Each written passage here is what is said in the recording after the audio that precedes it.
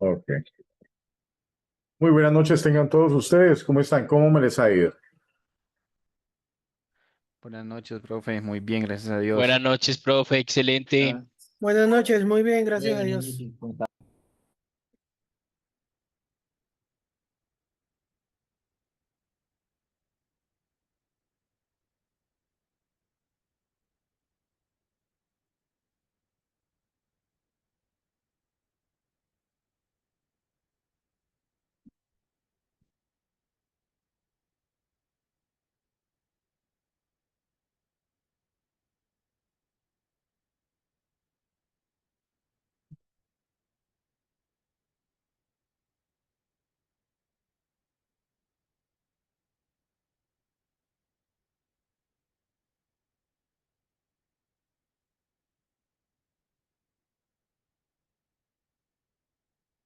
Bueno, entonces vamos a dar inicio a su primera Open Class sobre lo que es la seguridad en el desarrollo de software.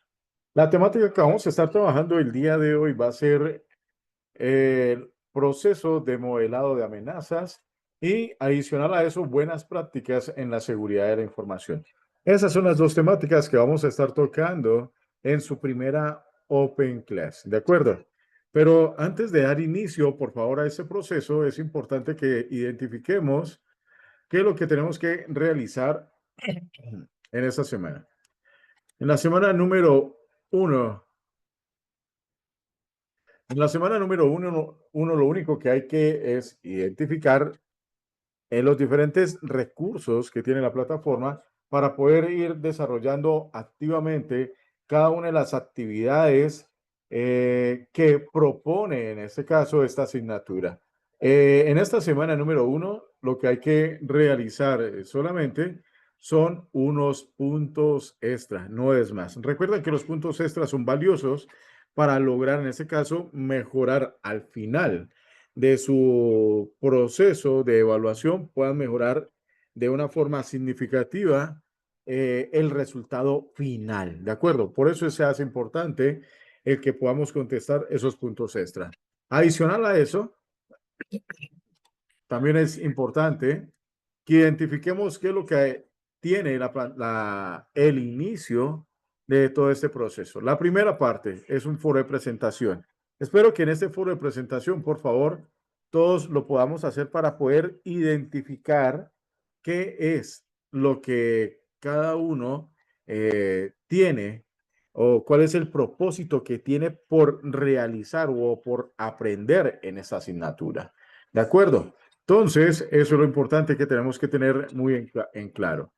Adicional, también tenemos que, además de realizar ese foro de presentación, identificar lo que está en la parte del foro de dudas y inquietudes, donde vas a encontrar dos apartados. El primer apartado hace referencia a la parte de las asesorías, las cuales se van a llevar los días martes. Y adicional a eso, pues, información que tenemos que tener en cuenta con respecto a la forma de cómo solicitar o cómo inclusive solicitar ayuda con respecto a alguna de las temáticas que se presenten durante la ejecución de esta asignatura. Bien. Ahora, para poder ir avanzando en este proceso, también tenemos que identificar, por favor, este acuerdo pedagógico.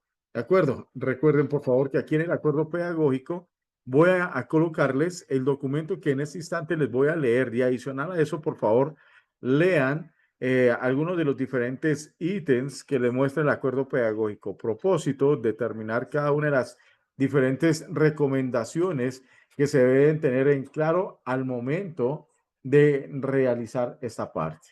Ahora bien, si tenemos en claro esto, entonces permítanme, por favor,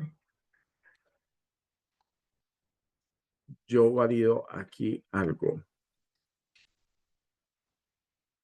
Listo.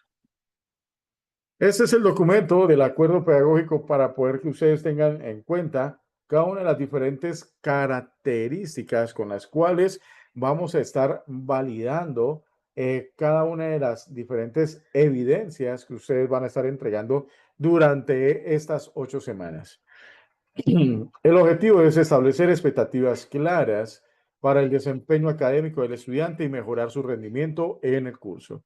Responsabilidades: cumplir con los puntos extra que están predeterminados en la plataforma, realizar actividades adicionales que se puedan trabajar. Tercero, cumplir con las actividades propuestas o extras.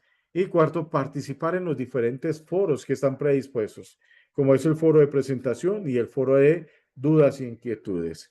Las expectativas de calidad de entrega del trabajo. Recuerden, cada trabajo que entregues, por favor, debe estar enlazado con las normas APA versión 7.0.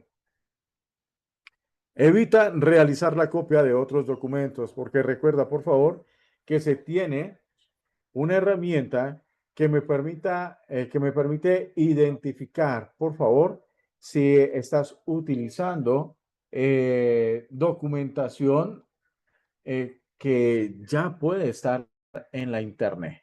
¿De acuerdo? Y también es muy importante, por favor, que cuando vayas a hacer uso de la inteligencia artificial generativa, lo hagas de forma responsable y de forma totalmente ética. Cuando se esté haciendo la revisión, por favor, sí, al utilizar mi herramienta que me permite identificar si estás utilizando inteligencia artificial generativa, sobrepasa un 51% de uso, en este caso, de algunas narrativas que puede tener la inteligencia artificial generativa, automáticamente voy a considerar tu entregable como un entregable totalmente inadecuado. ¿De acuerdo?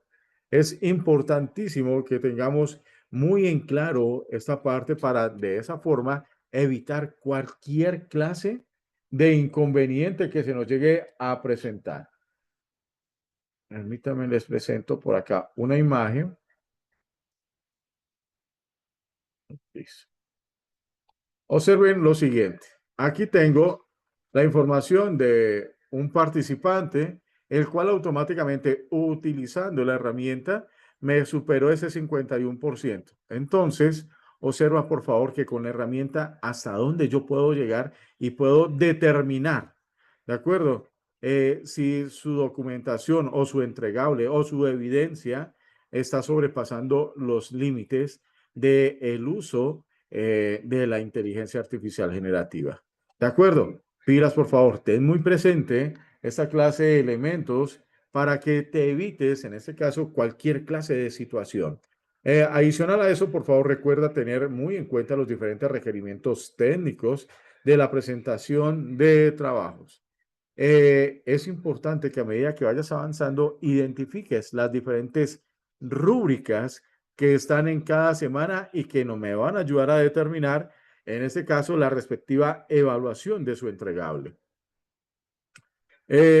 Adicional a eso, también tengo que decirles que las actividades o presentación de trabajo se hará con el no presentar las actividades a tiempo o trabajos a tiempo para poderles extender lo que es el entregable y lo puedan subir a la plataforma, solamente se va a poder realizar realizándolo mediante un soporte de excusa médica o un soporte de excusa laboral. Con cualquier ese tipo de herramientas, ¿de acuerdo? De documentos, voy a poderte permitir realizar cualquier clase de entregable. Observa muy bien, por favor. Desde la semana número 1 tenemos en este caso la parte de la participación activa en las Open Class. El foro de discusión tiene un porcentaje, las tareas entregables tienen un porcentaje y observa muy bien, por favor, que en la semana número 6, ¿de acuerdo? Semana número 6, no hay ninguna clase de actividad a entregar. Por lo cual, y tenlo muy presente la información que te voy a hacer entrega el día de hoy. Por lo cual, en la semana número 6, solamente y exclusivamente abriré todas las evidencias que están desde la semana número 2, 3, 4 y 5, ¿sí? Para que te puedas poner al día. Esa semana yo la llamo como la semana de ponte al día, ¿de acuerdo? En esta semana de ponte al día, la idea es que logres subir aquellas evidencias que por alguna circunstancia no lo pudiste hacer.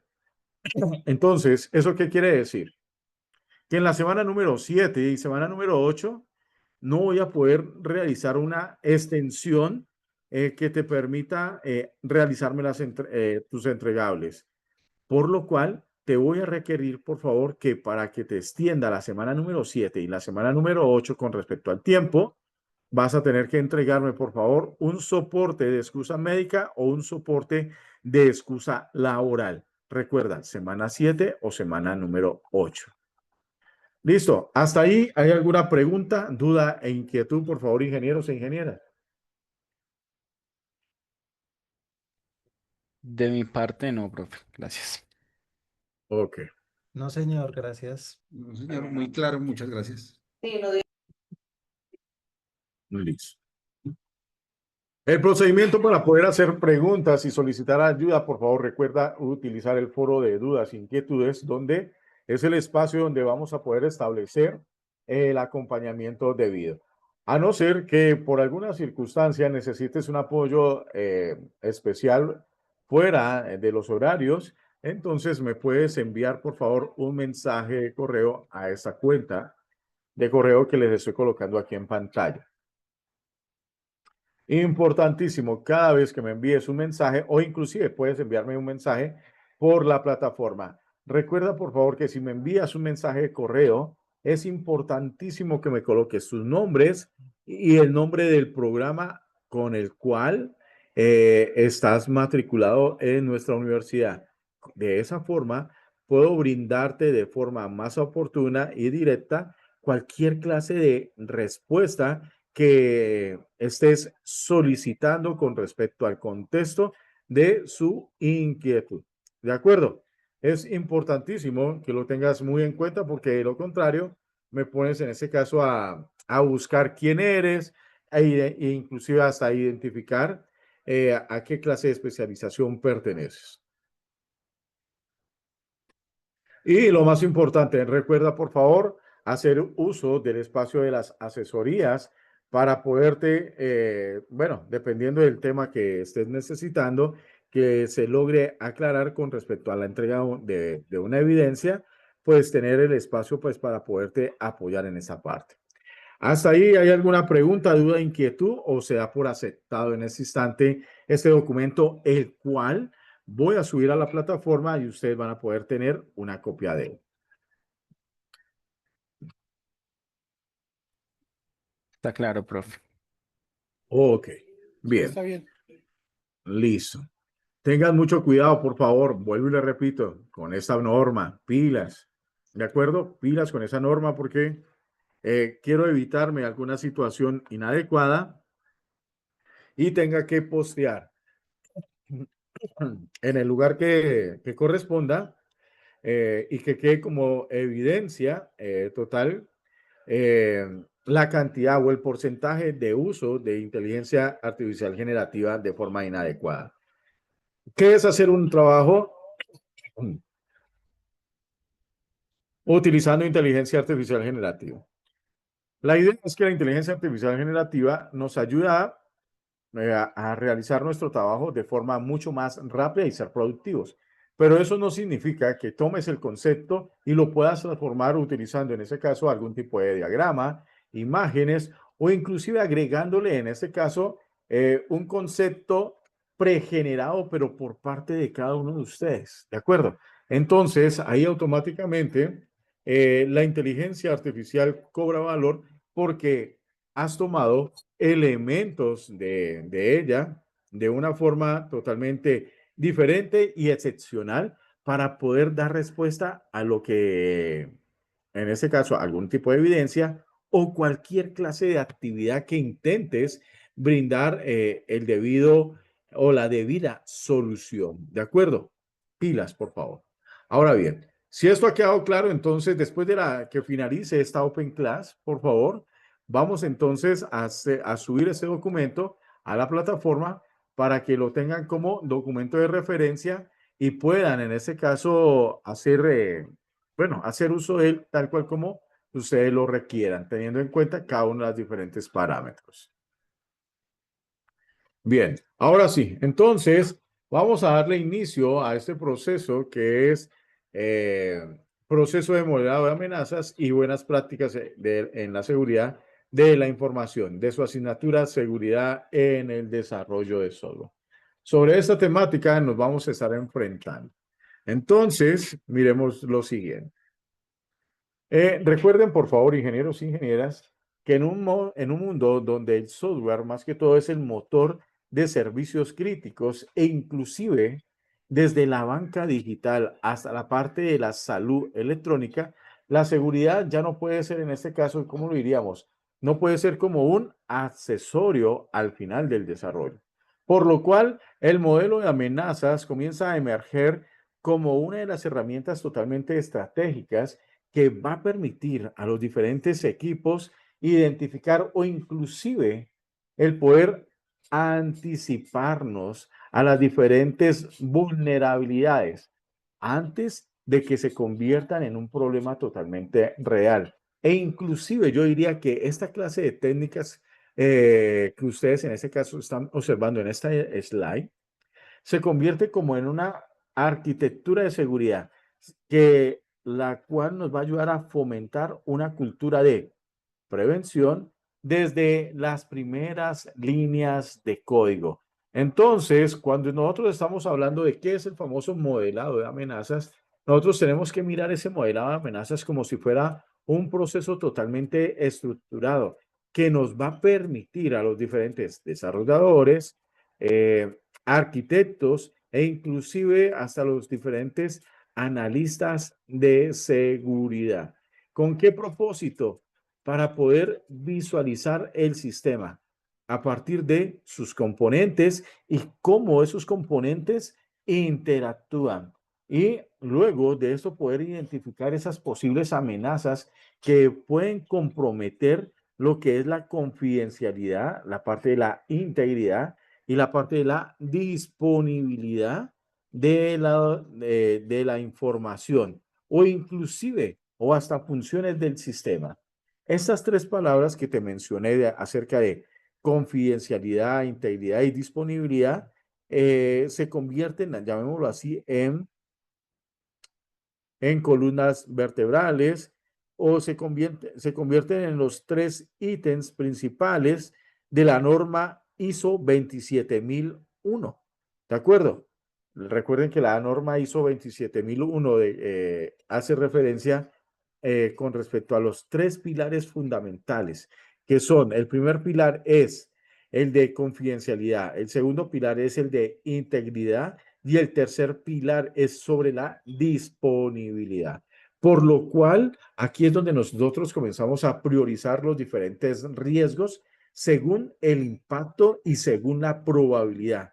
Y cuando nosotros logramos definir o priorizar esta parte, es porque ya comenzamos a definir las diferentes estrategias de mitigación que se integran desde la fase de diseño. Y es aquí donde comenzamos ahora sí a comenzar a proteger el software desde su diseño, que es lo que comúnmente tenemos que estar validando e identificando. Bien, ¿cuándo se debe realizar? Pues la idea es que este proceso se debe implementar idealmente desde las etapas tempranas de lo que es el ciclo de vida del desarrollo de software, ¿de acuerdo? Y claro está, después de esto se comienza a trabajar lo que es el diseño de la arquitectura antes del desarrollo que se está generando de forma totalmente activa. Y claro está, también tenemos que pensar de que este proceso es un proceso totalmente iterativo, el cual debe repetirse cada vez cuando se cambian los requerimientos o cada vez que se cambian lo que es la tecnología o cada vez que se cambian los diferentes requerimientos funcionales o no funcionales. Entonces, ¿por qué miramos de que el modelado de amenazas se convierta en algo tan importante? Es porque nos ayuda a mejorar la resiliencia del sistema frente a cualquier ataque y adicional a eso es porque nos va a ayudar a fomentar lo que es la colaboración multidisciplinaria. Propósito, mejorar y optimizar la productividad de la organización en la cual nos estamos desempeñando.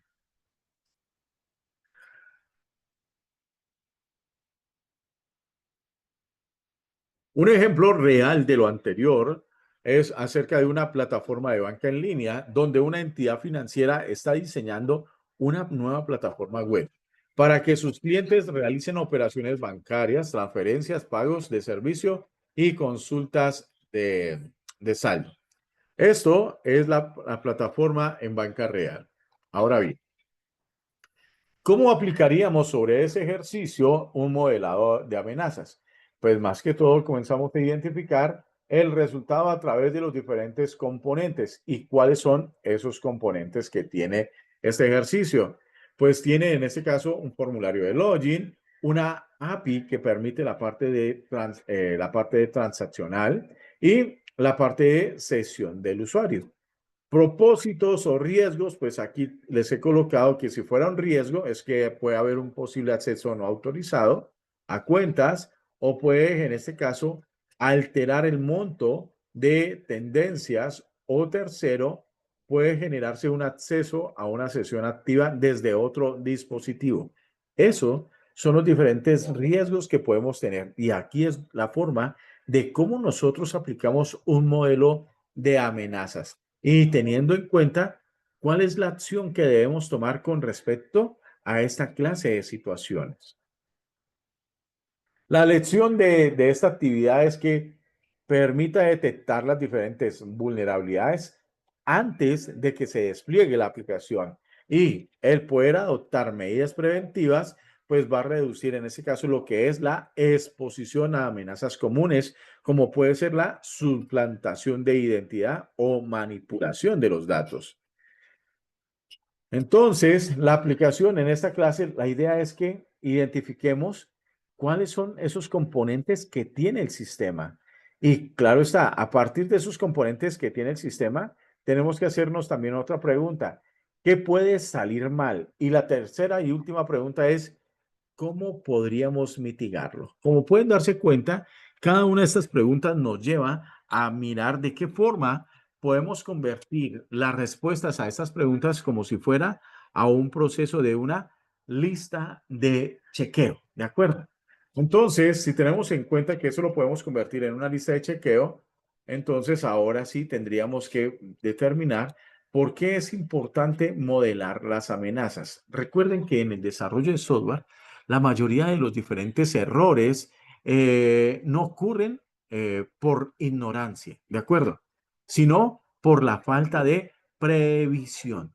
Entonces, muchas de las diferentes aplicaciones son consideradas de cómo podrían en este caso ser atacadas. Y, claro está, y la parte de poder generar el modelado de amenazas va a ayudar a permitir a que los diferentes equipos puedan ver de una forma diferente su sistema, ¿de acuerdo? Pero lo más importante de verificar eso es que también tenemos que verlo como si lo estuviéramos observando a través de los ojos de un atacante, ¿de acuerdo? Y cuando lo vemos a través de los ojos de un atacante, entonces estamos anticipando el problema antes de que sean totalmente costosos o peligrosos al momento de mitigar cualquier clase de situación.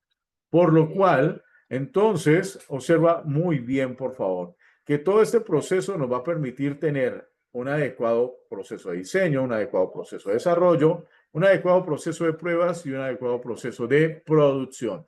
Cada uno de ellos tiene sus elementos, tienen ítems que están asociados para poder determinar el por qué es importante modelar las diferentes amenazas. La importancia estratégica del modelado de amenazas, recuerden que la idea clave de todo ese cuento se transforma es cuanto antes se detecta una amenaza, menos impacto económico y operativo va a generar. Esa es la idea que tenemos que tener muy en claro cuando nos enfrentamos en esto. Entonces, aquí les he colocado la prevención temprana de vulnerabilidades. La idea es que la podamos detectar en la etapa de diseño, cuando es más fácil en este caso, cuando es más fácil y barato de mitigar esa clase de vulnerabilidad. Mejora en este caso la calidad del software porque nos conduce a sistemas más resilientes y totalmente más confiables. Fomenta el trabajo colaborativo. Importantísimo esta parte porque recuerden que un software no lo crea una sola persona, sino que lo crean varias personas para poder tener en ese caso un adecuado resultado y nos permita llevar a un feliz término nuestra propia creación. Importantísimo. Dentro de esta parte, tenemos que cumplir los diferentes estándares y normativas que nos permiten tener un software de calidad. Recuerden, ingenieros e ingenieras, que a partir del contexto donde se maneje o se vaya a crear nuestra aplicación, tenemos que determinar cuáles son esos estándares y esas normativas. Propósito, proteger más que todo la información de cada uno de los diferentes usuarios que va a hacer uso de la aplicación. Entonces, vuelvo y repito, la idea clave de todo este cuento es que cuanto antes se detecte una amenaza, menos impacto económico y operativo va a generarse. Esto es lo que tenemos que tener muy en claro cuando estamos diseñando esta parte. Un ejemplo real, en este caso, y observen por favor, es un caso en el cual hay una fuga de datos en una tienda online internacional. El contexto del sistema es una empresa de comercio electrónico con millones de usuarios implementó una plataforma web y móvil para la gestión de pedidos, pagos y entregas. El sistema fue desarrollado rápidamente para responder a la alta demanda durante una temporada de descuentos globales. ¿Qué ocurrió? Vulnerabilidad crítica. Un endpoint, ¿de acuerdo? De la API REST permitió modificar el precio de los productos enviados en las solicitudes de compra. Entonces, esto quiere decir que aquí, cuando nos están hablando de esta API, ese endpoint, quiere decir que los desarrolladores no realizaron las debidas pruebas para poder identificar qué clase de posibles vulnerabilidades se pueden encontrar. Entonces, nos dice, los atacantes descubrieron que podrían manipular esos archivos JSON Y ahora sí, pagar, en este caso, realizar la modificación por un valor de cero por productos que eran totalmente caros. El resultado es que la empresa perdió más de $100,000 en menos de una semana, sin poder detectar el origen hasta que fue reportado en redes sociales por usuarios. Entonces, eso quiere decir que hubo en este caso intervención externa para poder validar qué era lo que estaba pasando. Por lo cual, ¿eso qué quiere decir?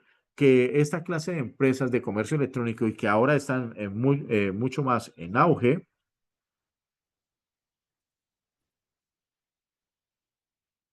o no contratan el personal adecuado,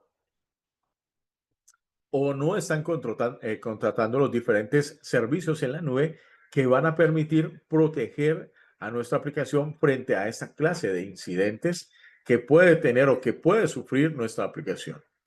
Entonces, si tenemos esto en claro, ¿qué se debió haber hecho para haber prevenido esta clase de situaciones? ¿Qué puede salir mal? Aquí entonces un atacante podría modificar los datos enviados al servidor. ¿Cómo lo solucionamos? En este caso, validación estricta sobre el precio en el backend y rechazo de precios no verificados. ¿Y dónde se pueden implementar controles? En la API web, ¿de acuerdo? Donde trabajamos la parte de los diferentes microservicios, ¿de acuerdo? Microservicios. Recuerden que las APIs se convierten más que todo en un puente que nos va a permitir conectarnos con otros módulos. Lo llamo así de esa forma, de esos microservicios que se convierten en módulos con los cuales se puede generar una intercomunicación que va a tener más que todo la aplicación. Lecciones aprendidas. Es que si se hubiera aplicado un modelo de amenazas, se hubiera detectado a tiempo la falla en la lógica. Y adicional a eso, se habían ahorrado pérdidas financieras y tiempo en la remediación y daño reputacional. Recuerden eso, muy importante, daño reputacional. Si una organización sufre un daño reputacional, esa empresa se va a la quiebra. Si un ingeniero o ingeniera sufre un daño reputacional, no va a ser tan fácil el que lo vuelvan a contratar o pueda generar de pronto algún proceso de creación de empresa. Por lo cual, esto se convierte ahora sí en un elemento fundamental para poder valorar y determinar hasta dónde tenemos que apoyar a las diferentes organizaciones. La parte de colaboración entre los desarrolladores y seguridad, pues esto es lo que estamos buscando comúnmente y por eso es que salen diferentes metodologías, como por ejemplo la de Scrum, con la cual en su última versión, que en ese caso está más que todo enfocada a lo que es el poder trabajar con las personas.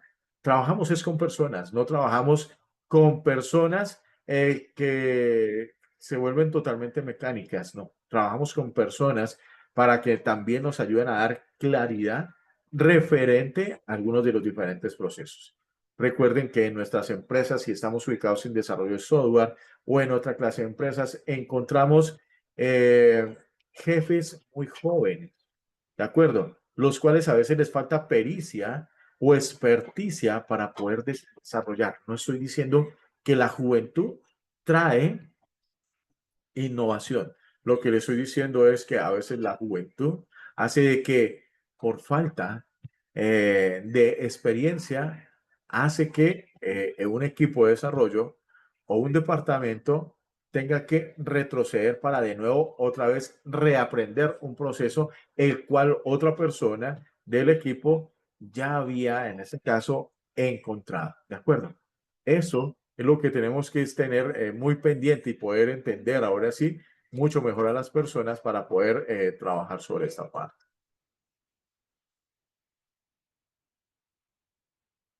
Bien.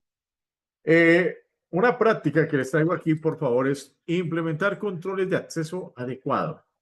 La descripción, generar un control de acceso, ¿de acuerdo? De forma determinada va a permitir que, en este caso, se puedan aplicar diferentes niveles de usuario, se puedan aplicar roles o se puedan crear grupos. ¿Con qué propósito? Para poder incluir procesos de autenticación o inclusive procesos de autenticación y autorización. Recuerden que tenemos elementos que pueden, en este caso, generar totalmente esos permisos específicos una vez que se autentique un usuario. Como pudieron darse cuenta anteriormente en esta práctica, la idea es, ahora sí, ¿cuál sería el debido ciclo de vida que debería implementarse en cada una de las diferentes etapas del ciclo de vida de desarrollo de software? Todo esto para poder garantizar lo que es la seguridad integral, ¿de acuerdo? Más que todo, seguridad integral de los diferentes procesos. Entonces, observa lo siguiente, por favor. Si miramos el anterior ejercicio en el cual estamos hablando de cómo implementar controles de acceso de forma adecuada, en la fase de requisitos tendríamos que ahora sí haber definido los requisitos de control basados en el tipo de usuario y funciones. En la fase de diseño debemos haber planificado cómo se implementan los controles de acceso y qué tecnologías se deben utilizar. En la fase de implementación es construir las funcionalidades de autenticación y autorización, y en la fase de pruebas es verificar qué controles de acceso funcionan correctamente y se prueban escenarios de acceso no autorizado. En la fase de implementación y mantenimiento se realizan las actualizaciones y ajustes según sea necesario. Por lo cual, permítanme, por favor, un minutico. Yo abro por acá un documento que necesito que miren.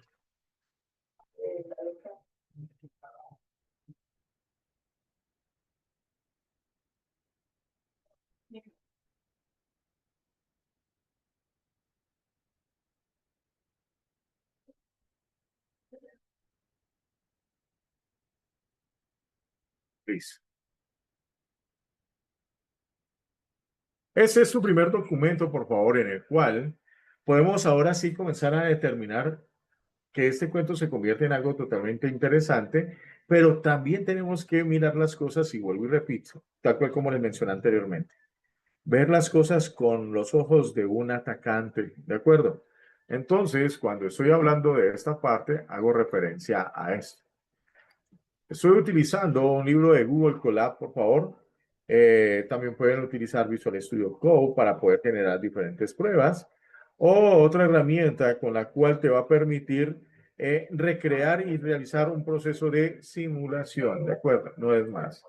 De simulación con el cual intentamos validar cómo es que funciona un simple y sencillo proceso de logueo que puede tener una aplicación. Entonces, observa lo siguiente. Aquí he creado, mediante el lenguaje de programación de Python, lo que es un diccionario, el cual este diccionario diccionario es un tipo de datos que tiene el lenguaje de programación de Python, el cual, en este caso, ya vemos que tengo la palabra principal, usuario y admin, y adicional a eso, pensemos que eso que sigue aquí, por favor, es como si fuera el significado. Pero ¿qué va a tener aquí? El usuario y admin va a tener una contraseña y un rol con el cual va a permitir poder acceder al sistema. Luego tengo aquí, por favor, una función que me va a permitir validar la información que está aquí en el usuario. Y tengo en ese instante otra función de verificar el tipo de acceso, ¿de acuerdo? El cual hace también referencia a este diccionario. Como pueden darse cuenta, ingenieros y ingenieras, este sería el proceso con el cual, mediante dos pequeñas funciones, puedo determinar el funcionamiento de mi aplicación. Bien, ahora observa lo siguiente. Esta sería la estructura básica y este sería el que sigue, sería el ejemplo simple de autenticación y autorización con el cual, ahora sí, lo pongo en funcionamiento. Con el propósito de determinar cómo es que hago el llamado a cada una de estas funciones para que puedan realizar el adecuado funcionamiento. No es más. ¿Listo? ¿Estamos hasta ahí, por favor? ¿Preguntas, dudas, inquietudes, por favor?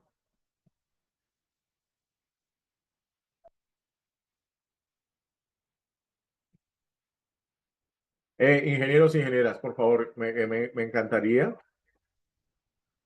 que me dijeran si todos manejan el lenguaje de programación de Python. ¿Me pueden levantar la manito, por favor? No es más. Los que manejan la programación en Python, me suben y me colocan la mano.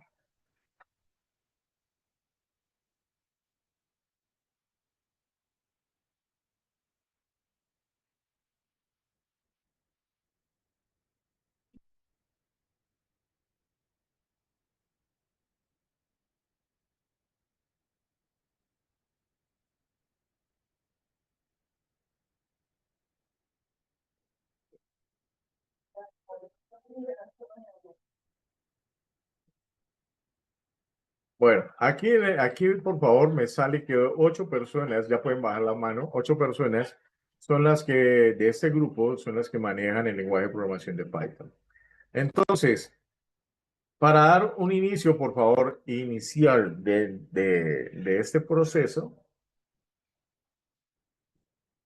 vamos a hacer lo siguiente, para que no se vayan a perder.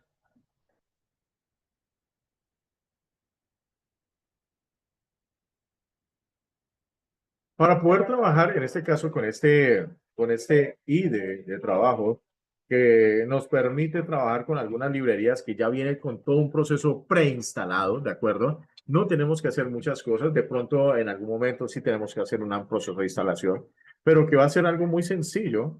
Entonces, esta clase de editor que tiene los señores de Google nos va a permitir trabajar de una forma sencilla y sin tanta complicación. Y la curva de aprendizaje es totalmente más reducida. Aprendemos sin ninguna clase de complicación. Para poder acceder, en este caso, a este editor, vamos a tener que crear una cuenta de Google, ¿de acuerdo? Y con en la cuenta de Google, pues ya creada, que en este caso sería tu cuenta de Gmail, vas a colocar Google Colab. Listo. En Google Colab te va a salir ese primer enlace y es el que te va a llevar ahora sí a poder crear, en este caso, un nuevo cuaderno. ¿De acuerdo? Recuerden que Python maneja en este instante y utilizando este editor, maneja lo que son cuadernos. Entonces, como son cuadernos, cada espacio con el cual vamos a estar trabajando es como si ustedes estuvieran trabajando en un cuaderno de línea corriente, ¿de acuerdo? Un cuaderno de línea corriente con el cual nos va a permitir realizar algún tipo de operación. Eso es lo importante que tenemos que hacer.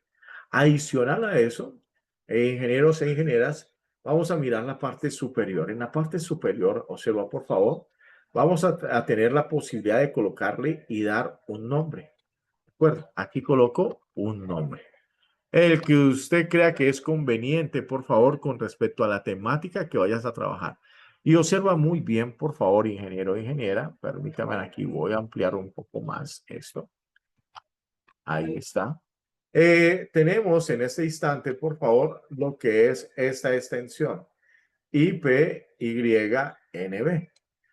Esta extensión hace referencia a ingenieros e ingenieras a lo que es un libro, perdón, a lo que es un cuaderno de Jupyter Notebook, ¿de acuerdo? Jupyter. Un cuaderno con el cual vamos a poder codificar e inclusive vamos a poder colocar estructuras de texto conceptual de Markdown, ¿de acuerdo? Ahí está. Ahora bien, como estos libros de Jupyter me permiten trabajar con el lenguaje de programación de Python, pues yo también tengo la posibilidad y debo encontrar la posibilidad de cómo puedo descargar, este documento que tengo aquí, pero como si fuera un archivo de Python. Entonces, observa lo siguiente. Vengo aquí, archivo, y me vengo acá a la parte donde dice descargar. En descargar tengo las dos posibilidades. Descargar como si fuera un cuaderno de Jupyter Notebook o si no, un archivo con la extensión PY que hace referencia a lo que es un documento de el lenguaje de programación de Python. ¿De acuerdo? Hasta ahí vamos. Bien. Luego, después de que hemos identificado, bueno, cómo es que se debe crear el archivo o el documento, este documento se te guarda en el Drive, sea en el Drive de tu cuenta de Gmail. En esta parte que tenemos aquí, esta pequeña franja con la cual puedo trabajar, ¿listo? Tengo dos elementos. El primer elemento que tengo aquí, ¿sí? Voy a utilizar la inteligencia generativa que me ofrece en este instante las mejoras y le voy a decir, realiza la suma de dos números rápidamente. Por eso es que a veces nosotros decimos de que tenemos posibilidades de, bueno, aquí tendríamos, en este caso, bueno, me salió un ejercicio muy, ¿cómo es que yo lo llamaría? Realiza la suma de dos números de forma sencilla. Listo, esa es, no es más. Listo. Entonces, como pueden darse cuenta, tengo la creación de dos variables, una variable A, una variable B, a la cual le asigno un valor numérico. Y luego, ahora sí, creo una tercera variable que me va a permitir la suma de estas dos variables que he creado. Y luego genero la respectiva respuesta.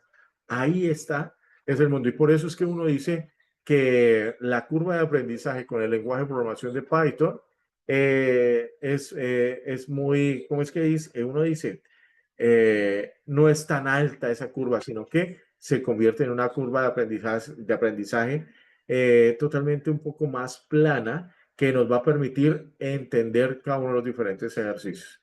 Aquí estoy haciendo uso de inteligencia artificial generativa y esto es lo que están haciendo también uso los diferentes colegios para que los niños y las niñas puedan aprender de forma mucho más rápida. Y recuerden que a través de la inteligencia artificial generativa nos va a permitir hacer, bueno, muchas más cosas.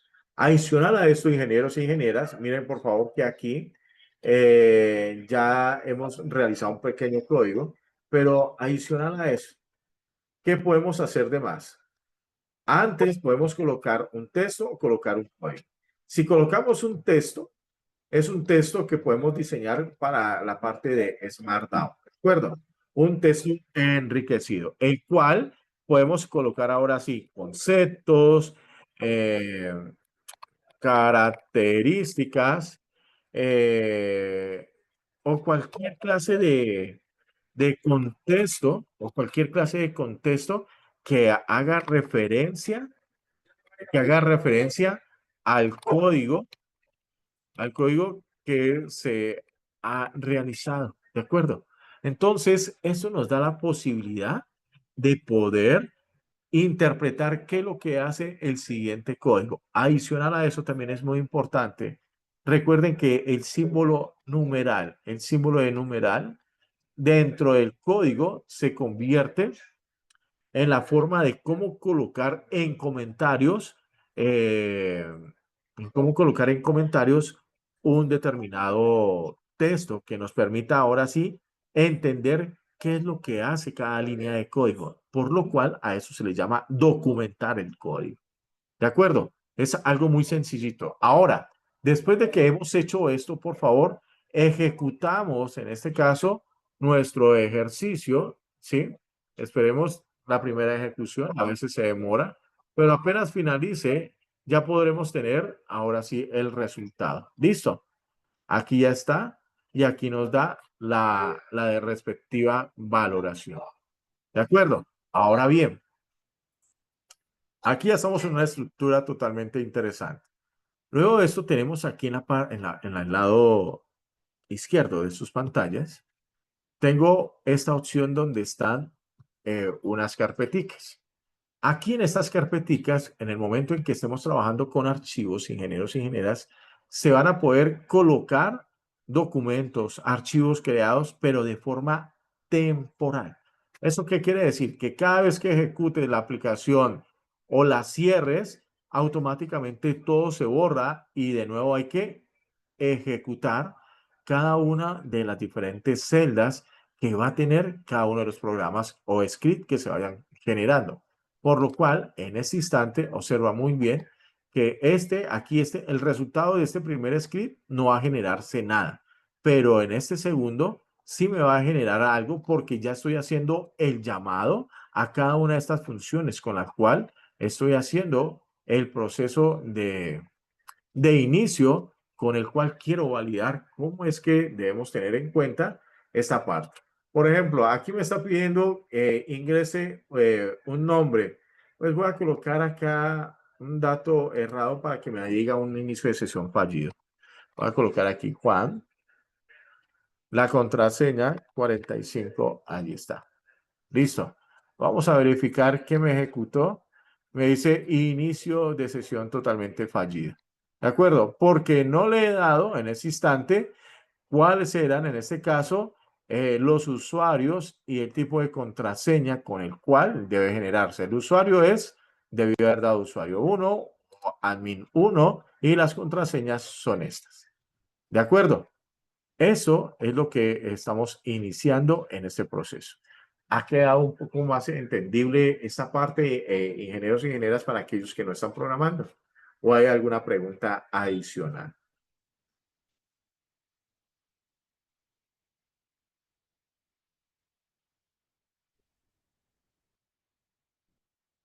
Bien.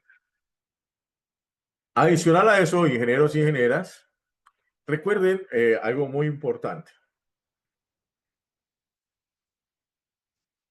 Este entorno de trabajo se convierte en una herramienta para poder nosotros, ¿cómo es que yo lo llamaría? En una herramienta que nos va a permitir generar prácticas, pero si yo veo que hay algunas cosas que me den funcionalidad, ya esta herramienta deja de ser útil y automáticamente debemos pasarnos ahora sí a un editor que nos permita generar los diferentes ejecutables. Entonces, los diferentes ejecutables los podemos utilizar con Visual Studio Code, ¿de acuerdo? Una herramienta muy interesante. Permítanme, yo la voy a ejecutar acá rápidamente para que también lo tengan muy presente. Permítanme, me carga esa parte.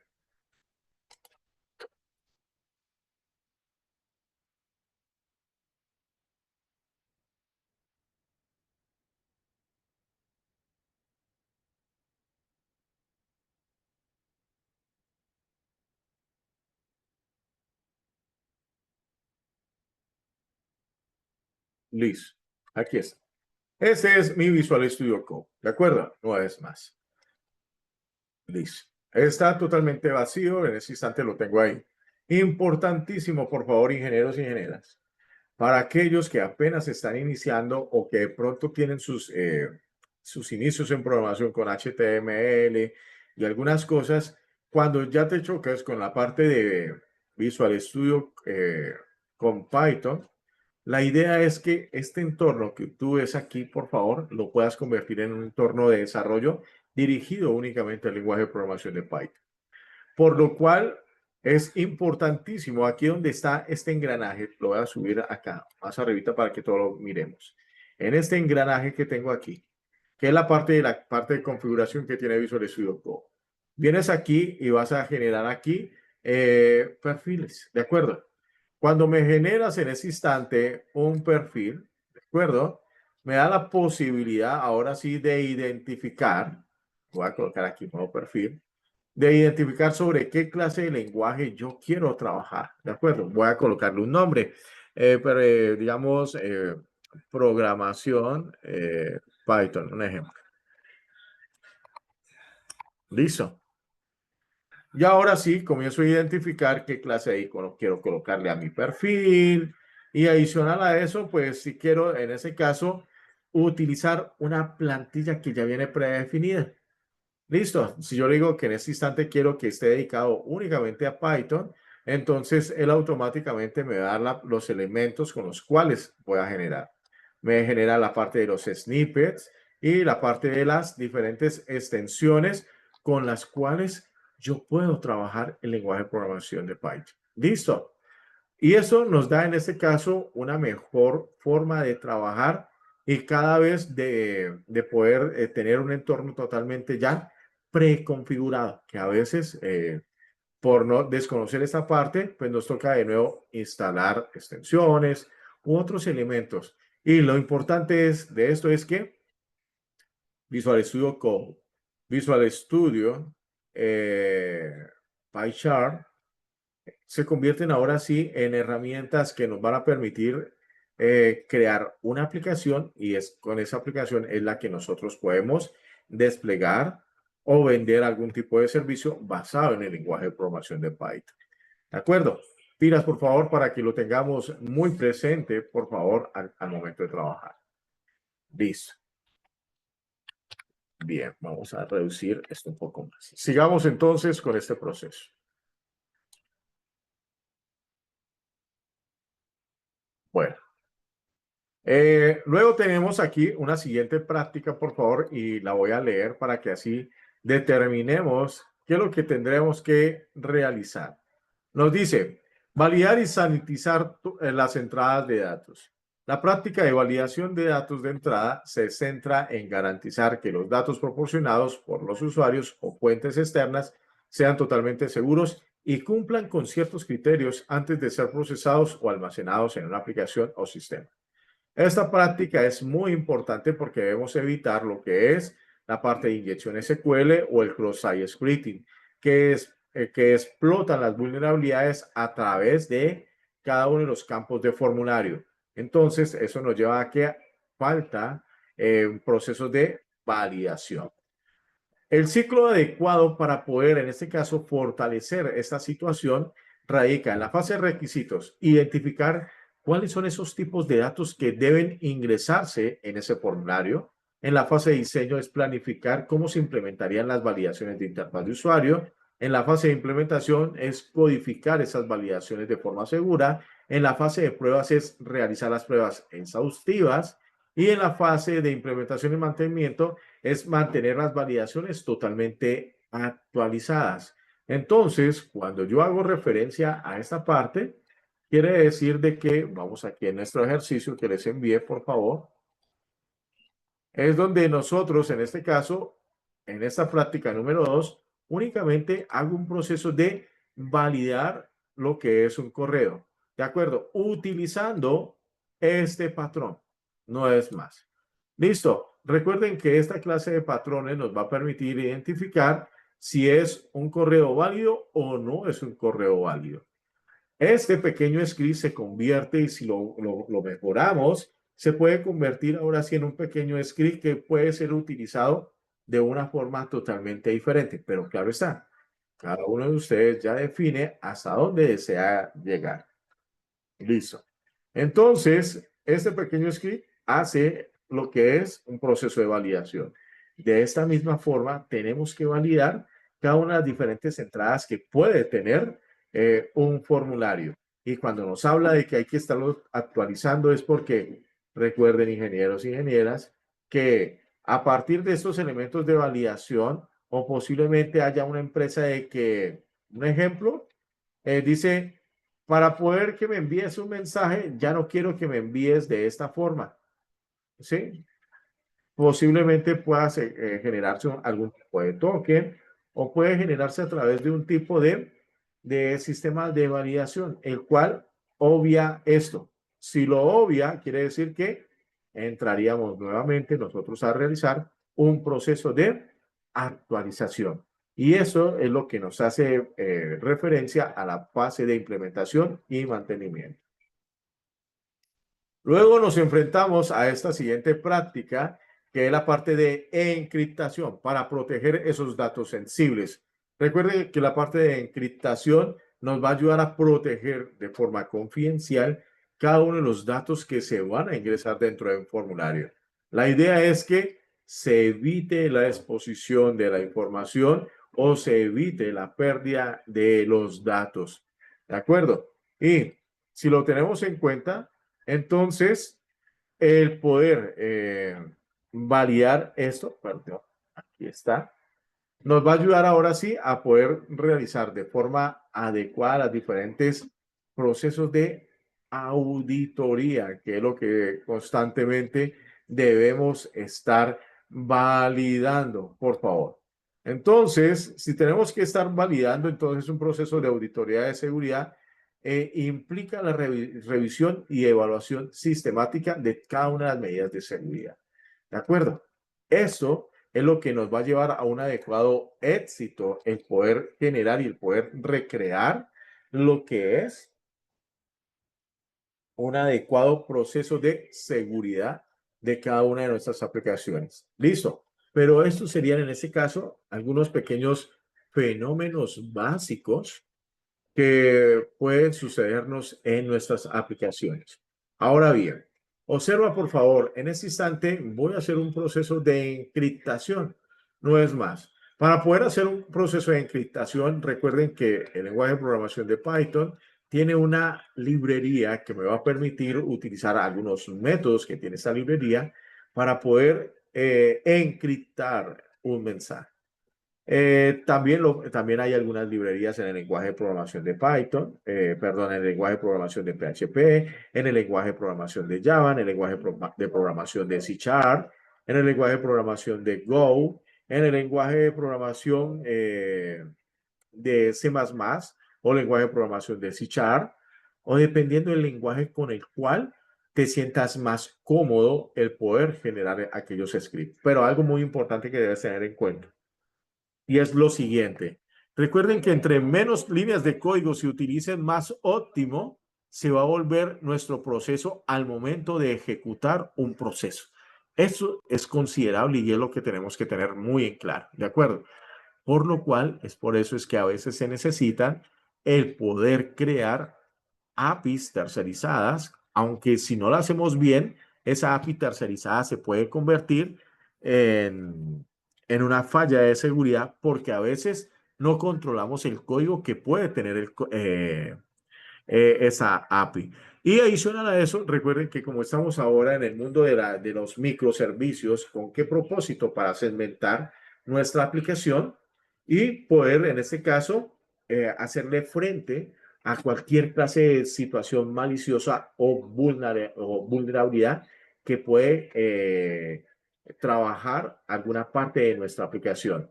Propósito es poder, en este caso, aislar ese microservicio y que nuestro resto de aplicación sea totalmente funcional. Observa muy bien este pequeño script que te traigo aquí, por favor, con el cual es algo muy sencillito y es en pocas líneas de código en el cual puedo generar un proceso de encriptación de un mensaje. No es más, utilizando lo que es esta librería de encriptación que nos ofrece esta, bueno, pues valga la redundancia, Cryptographic Kernel, no es más. Si ingresamos y buscamos en la internet sobre vamos a encontrar mucho más métodos y de pronto más scripts que nos van a permitir poder encriptar mucho más la información. ¿De acuerdo? Observa muy bien que es algo muy sencillo que nos va a permitir trabajar esta clase de cosas. Luego tengo aquí, por favor, un ejercicio que es el que me va a permitir crear contraseñas, el cual voy a crear un ejercicio basado en 100 contraseñas y se me va a almacenar en un archivo que le he colocado Z1TXT. Ustedes le puedan dar otro nombre, el que ustedes desean. ¿De acuerdo? Lo voy a ejecutar para que así ustedes puedan mirar nuestro ejercicio. Aquí está. Este es un archivo que se creó de forma temporal, ¿de acuerdo, ingenieros y ingenieras? Lo voy a descargar.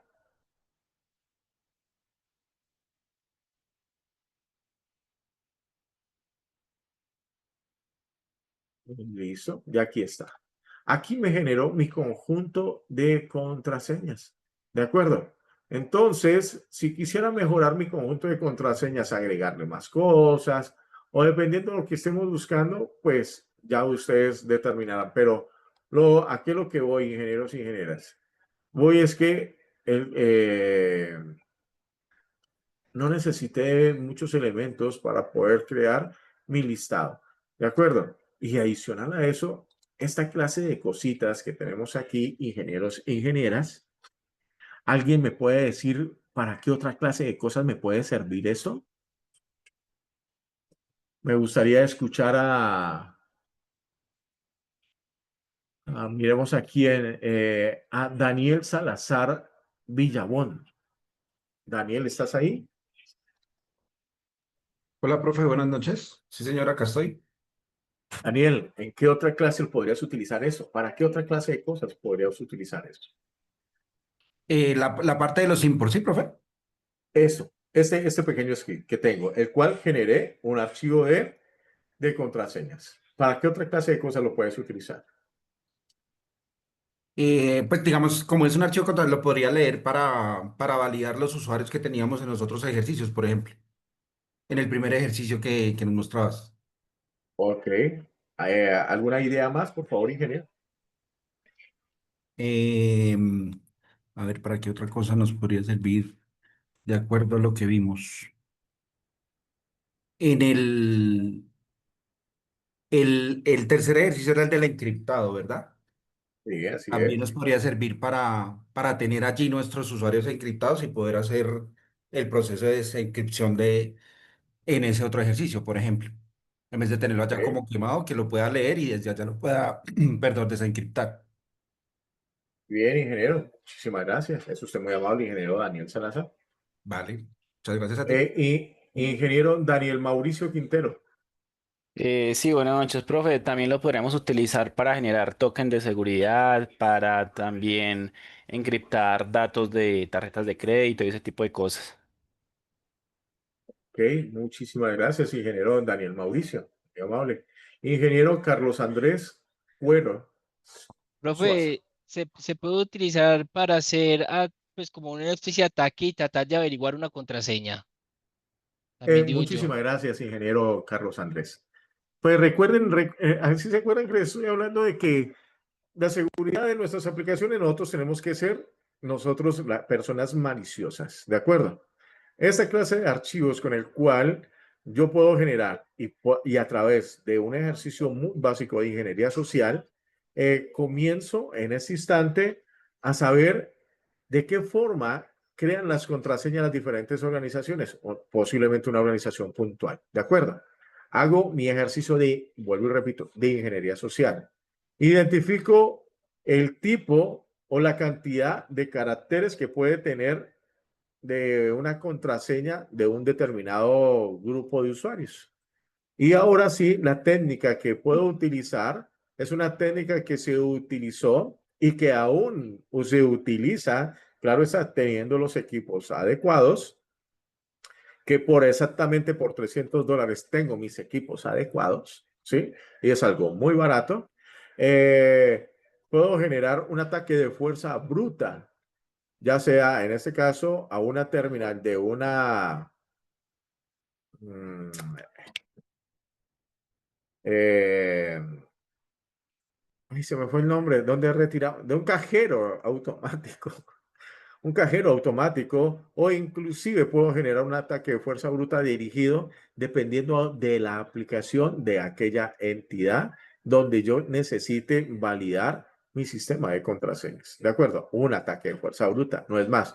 Y esto me está generando automáticamente un diccionario de posibles contraseñas que pueda tener. Y claro está, mi diccionario automáticamente van a decir, uy, no, se ve interesante, es muy fácil. Pero si yo le hago un ejercicio adicional de verificar de qué forma una empresa X inicia, porque a veces nosotros creemos que no la sabemos todo, identificamos de qué forma debe iniciar la contraseña y como política le ha colocado esa organización. Entonces, aquí yo comienzo a colocar ahora sí condiciones, ¿de acuerdo? Condiciones para poder, eh, en ese instante ir recreando ahora sí las diferentes diccionarios que necesito para poder hacer el ataque de fuerza bruta. ¿De acuerdo? Ingeniero Elber Alexis, te escucho. Buenas noches a todos, ingeniero Juan Carlos, muy buenas noches. Bueno, aquí digamos, aportando a lo que nos comentas, particularmente hoy se nos presentó un evento, ¿cierto? Donde pues, donde hacemos el ejercicio profesional. Es una entidad bancaria, ¿cierto? Entonces el escenario se trataba de que hay varios componentes en la arquitectura, tres, cuatro componentes, de los cuales dos componentes se crean a nivel de integración. Hay otro componente ya desde el back y hay otro componente de base de datos, ¿cierto? Cuando todos esos componentes van unidos a un consumidor que es una app, ¿cierto? Entonces, cuando el usuario inicia sesión, se utiliza un JWT, un método de autenticación, ¿cierto? Entonces se identificó que cuando los usuarios hacían ese método de autenticación, había una vulnerabilidad que se llama IDOR, creo que es una vulnerabilidad nueva, ¿cierto? En donde pues estaba llegando hasta el backend y se estaba logrando llegar a algunos datos de la base de datos. Entonces, ahí unido a eso, digamos que la aplicabilidad de crear una contraseña adicional, en su momento se llamó ID, ¿cierto? Que lo que hacía era ir validando paso a paso, en el paso uno, primer componente de la arquitectura, paso dos, segundo componente de la arquitectura, hasta llegar al back, ¿cierto? Y validar que esa información que iba incluida en ese ID y con la transformación del JWT, pues tuviera congruencia y ya se pudiera ir a consultar el dato que se quería allí en la base de datos, ¿cierto? Yo creo que sería como un ejemplo claro de la aplicabilidad de crear contraseñas no solo para este ejercicio particular de Python, sino de pronto para otros escenarios que se puedan presentar. Listo. Entonces, ingenieros, cuando ellos me están hablando, y muchísimas gracias, ingeniero, por esta información, están trabajando en este caso con pequeños archivos JSON, ¿de acuerdo? Y esos archivos JSON me están dando una arquitectura que están trabajando ellos con Java. Y si están trabajando Java para poder lanzar ese servicio a, no sé, tendría que verificar algo, pero imposible, no creo. De pronto pueden estar utilizando herramientas como Bootstrap, que va con la parte de Java, para poder en este caso generar el ataque por puerta trasera. Pero bueno, eso se convierte en, no les cuento más. Entonces, podemos obtener más información y podemos alojar mediante algo muy sencillo en el mundo de la programación, los fundamentos de la programación, para poder crear y que se automáticamente se borre un archivo. Solamente necesito un ciclo de repetición que se llama do while. Haga mientras se ejecuta un determinado tiempo, haga mientras pasa algo, ¿de acuerdo? El cual ese algo se convierte en una condición de que automáticamente se genere un autoborrado y que en espera el proceso y de nuevo otra vez se recree. Y eso es una forma de cómo mantener el acceso dirigido a una aplicación. Entonces, a veces tenemos que pensar como, perdón por la expresión, coloco comillas, como delincuentes informáticos para poder validar cualquier clase de situación que pueda suceder dentro de nuestras aplicaciones. Y claro está, y las diferentes formas de cómo se pueden trabajar. No es más, ¿de acuerdo? Pero bueno, aquí está el otro script para verificar contraseñas seguras. Creo de nuevo otro estilo, otra forma, y como pueden darse cuenta, son procesos más que todo muy sencillos.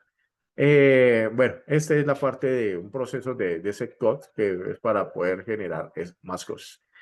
Esta clase de script, ingenieros y ingenieras, los encontramos de fácil acceso, y adicional a eso, también recuerden que hay algunas empresas que manejan un determinado tipo de encriptación que más adelante tenemos que validar los diferentes tipos de encriptación, en el cual podemos romper de forma sencilla. Y adicional a eso, recuerden que como venimos con la parte de la computación cuántica que todas las entidades, hasta la parte financiera, debe estar muy atenta, ¿de acuerdo? Es la forma de cómo nosotros podemos generar, si se acuerdan en la parte electrónica que yo creo que a todos nos miramos o de pronto hasta en bachiller, la compuerta XOR, ¿sí? ¿Sí se acuerdan? Esa compuerta XOR, que es así, bueno, así, SOR. ¿Sí se acuerdan o no se acuerdan? Yo no me acuerdo, profe. Sí, profe.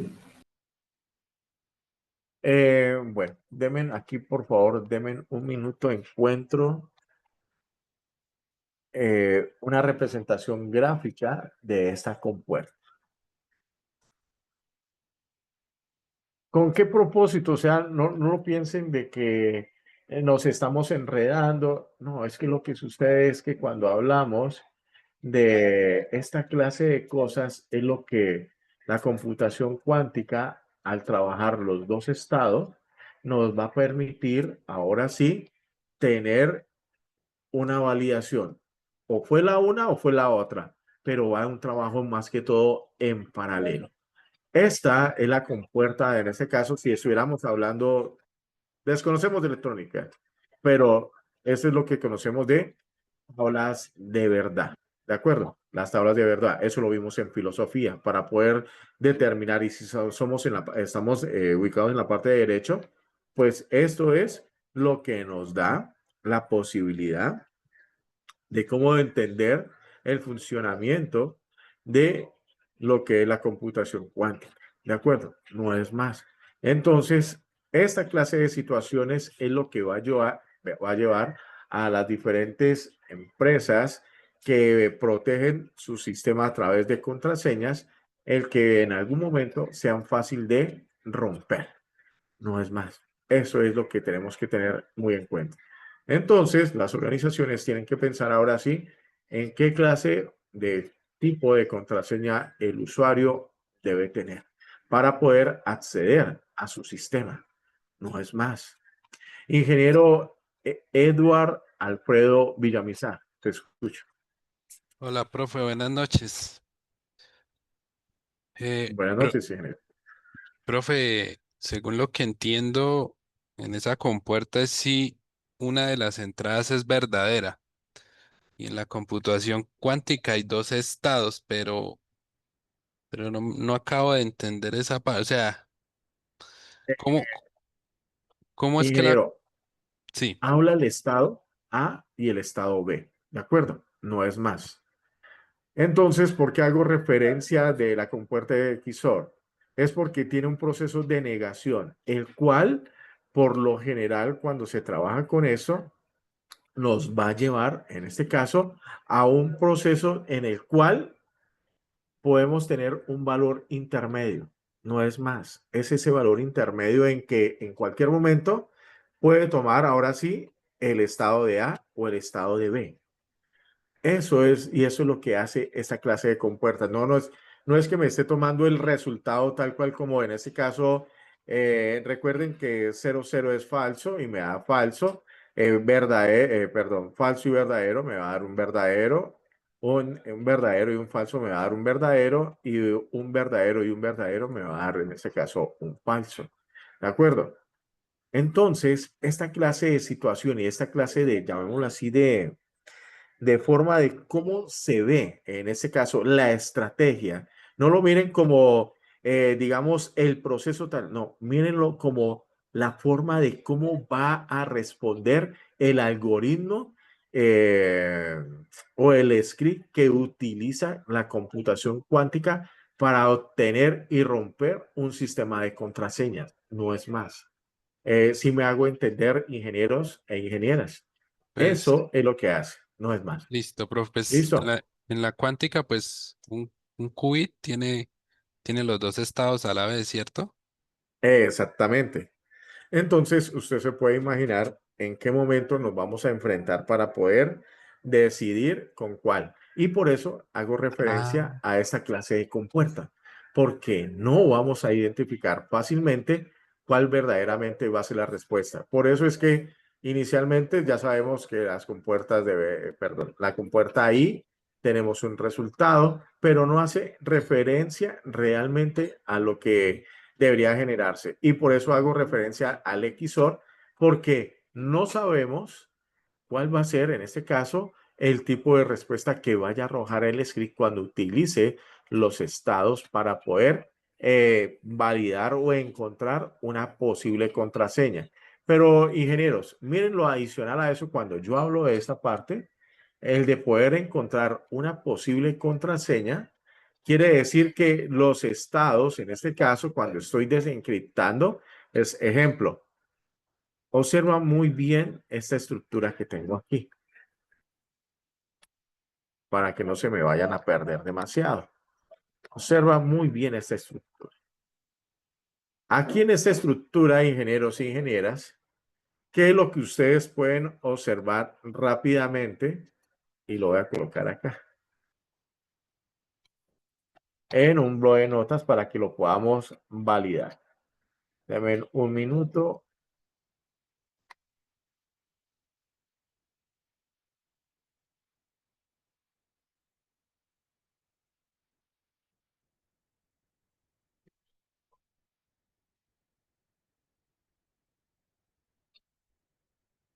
Eso es el mensaje encriptado. ¿Qué es lo que ustedes ven ahí?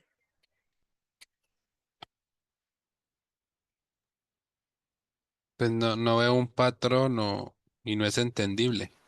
Que todos son caracteres leíbles dentro de los caracteres ASCII.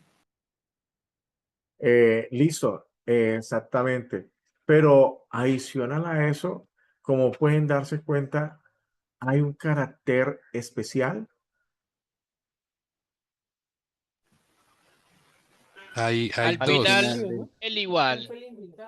El guión bajo y el igual. ¿Están seguros que esos son, están Del seguros que estos formato. son caracteres especiales con los cuales nosotros encontramos en las diferentes formas de filtrar una cuenta de correo o de filtrar un nombre de usuario? Profe, buenas noches. Buenas noches, ingeniero José Fernando. Parece que corresponden a la codificación que se utiliza mucho para transmitir información en formato 64, creo. ¿Alguien más, por favor? Y miren, por favor, aquí está. Bueno, no me puedo lanzar más porque si no, daño la información de la siguiente semana. Lo importante de esto, ingenieros e ingenieras, y con respecto a la posibilidad de tener una compuerta SOR, ¿de acuerdo? Es porque en algún momento, aquí está, SOR, ¿sí? En algún momento, nosotros tenemos que identificar, además de identificar un patrón, tenemos que identificar, ejemplo, si fuera esta B, ¿sí? En la computación cuántica me va a llevar los dos estados, B minúscula y B mayúscula. Por lo cual, la compuerta va a determinar rápidamente, ¿sí? ¿Cuál es la B que me va a generar ahí sin ninguna clase de inconveniente? ¿De acuerdo? Pero claro está, esto va a estar enlazado rápidamente con otros elementos que van a ayudar a asegurar que esta B es una B totalmente mayúscula. ¿De acuerdo? Entonces, ahí es cuando ingresa otros conceptos con los cuales tendremos que determinar de qué forma le enseñamos mucho más a ese algoritmo, que ya no es un algoritmo básico, sino que es un algoritmo que está aprendiendo constantemente. Ahí es donde ahora sí la computación cuántica se convierte en una herramienta que puede ser favorable para el crecimiento computacional, pero desfavorable para la parte de la seguridad computacional, porque estará aprendiendo constantemente para obtener, ahora sí, un adecuado resultado significativo y poder romper, en este caso, y lo que estamos buscando, una contraseña. No es más. Ahí es donde radica el cuidado de lo que nos vamos a enfrentar con lo que es la computación cuántica. Ese es el dilema con el cual, vuelvo y repito, vamos a estar enfrentándonos continuamente. ¿Listo? Entonces, no encontramos patrones, pero si validamos e identificamos, claro está, los diferentes modelos y tipos de cómo se pueden generar contraseñas, encontraríamos automáticamente esos patrones. Y esa información pues ya se va a ir verificando y validando en las siguientes clases que nos van a permitir recrear, ¿de acuerdo? Lo que es una clave privada, una clave pública, con lo cual muchas organizaciones hacen uso de esta clase de técnicas para poder asegurar lo más importante de su organización, que son los datos. ¿Listo? A esto es lo que hago referencia al momento de trabajar. Ahora bien, nos vamos ahora sí con esa última parte, que es la parte de DZ-Ops, ¿de acuerdo? La filosofía que debe tener en este caso el rol del DZ-Ops, más que todo se debe basar en la idea de que la seguridad no debe convertirse en un obstáculo en el proceso de desarrollo, sino que debe convertirse en una parte integral que se considera desde el principio del desarrollo del software. ¿De acuerdo? Esto es lo que debe tener muy en claro la persona que tenga el rol de DZ-Ops. ¿Listo? Porque de lo contrario, se va a enfrentar a diferentes situaciones y lo que les dije anteriormente al inicio de esta charla es la pérdida reputacional, tanto del DZ-Ops como de la misma empresa donde posiblemente pudo haber la falla. Las características que tiene en este caso ese DZ-Ops es la parte inicial, integración continua. En la integración continua, la idea es que se busque que la seguridad debe integrarse en la fase y desde las fases iniciales, donde se realizan pruebas totalmente automáticas de seguridad junto con pruebas de funcionalidad. Luego tenemos la parte de automatización. Cuando hablamos de automatización en esta parte como característica principal, es porque miramos la automatización que es clave. Y adicional a eso, las herramientas de seguridad como pueden ser la parte de análisis estático, análisis estático de código, el escaneo de vulnerabilidades, pruebas de penetración, es que se logren incorporar en los diferentes flujos de trabajo de desarrollo. En la parte de colaboración, la idea es que como elemento principal es que los diferentes equipos de desarrollo, los equipos de operaciones, los equipos de seguridad, comiencen a colaborarse estrechamente para poder garantizar y minimizar aquellas preocupaciones de seguridad que se deben abordar de manera totalmente efectiva. Y por último, en la parte como característica también principal, la parte de evaluación continua, donde la idea es que la seguridad debe comenzarse a evaluar de manera continua a lo largo del ciclo de vida del desarrollo de software, lo que va a permitir en este caso una detección temprana de las vulnerabilidades. Y claro está, se debe convertir en una respuesta totalmente mucho más rápida al momento de enfrentar una vulnerabilidad. ¿De acuerdo? Entonces, estas serían las 4 características que debemos tener en cuenta al momento o al tener este rol de centro. Bien. ¿Hasta allí hay alguna pregunta, duda e inquietud, ingenieros e ingenieras?